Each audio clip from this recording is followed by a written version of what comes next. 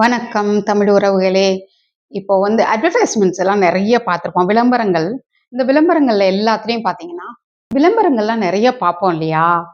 அதுவும் அரசு விளம்பரங்கள்லாம் பார்த்தீங்கன்னா, அரசு விளம்பரங்கள் எல்லாம் பார்த்தீங்கன்னா, ரொம்ப வேடிக்கையா இருக்கும். அவங்க பேசுற தமிழ் முக்கியமா. விக்கல்ஸ் விக்கி அப்படின்றவரு ரொம்ப கலாட்டா பண்ணுவாரு. வேடிக்கையான தமிழா பேசுவாங்க. எழுதுற மாரியே அப்படி பேசுறது. அப்படி நம்ம பேச்சு வழக்குல அந்த மாரி பண்ண மாட்டோம் இல்லைங்களா? எப்படின்னா, அப்படி விடாப்பிடியான கரைகள் கூட போய்விடும். பேச்சு வழக்குல அப்படி இருக்காது.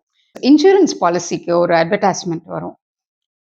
இந்த காப்பீட்டை வாங்கினால் உங்களுக்கு வாழ்க்கை பூரா சேமிப்பு தான். இத பின்னாடி பேசினா பரவால்ல. இது ஒருத்தர் பேசிக்கிறாங்க. அப்படி பேசுறது இந்த மாரி பேச மாட்டாங்க. அப்படி அந்த மாரி தான் அந்த விளம்பரங்கள் எல்லாம் இருக்கும். நெறைய இருக்கு. வடநாட்டுக்காரங்க தான் தமிழ் விளம்பரங்கள்லாம் எடுக்குறாங்க. ஒரு தமிழ் ஆள பிடிச்சிட்டு "நீ இப்படி எழுதி குடு" அப்படின்னு சொல்றாங்க. அத ஏஐல ஃபீட் பண்ணி, அந்த ஏஐ ஒரு தமிழ குடுக்குது. அத இவங்க படிக்க சொல்றாங்க. அது வேடிக்கையா இருக்கு. ஆனா இப்படிதான் பண்ணணும் அப்படின்னு சொல்லி பிடிவாதமாவும் வேற இருக்காங்க. இப்படித்தான் நாங்க எடுப்போம் அப்படின்னு. ஒரு வேடிக்கையான ஆட்கள் தான் இவங்கலாம், இந்த யூதர்கள்லாம். இந்த யூதர்களும் இந்த இந்த பிண்டாரிகளுக்கு இத தவிர வேற எதுவும் தெரியாது.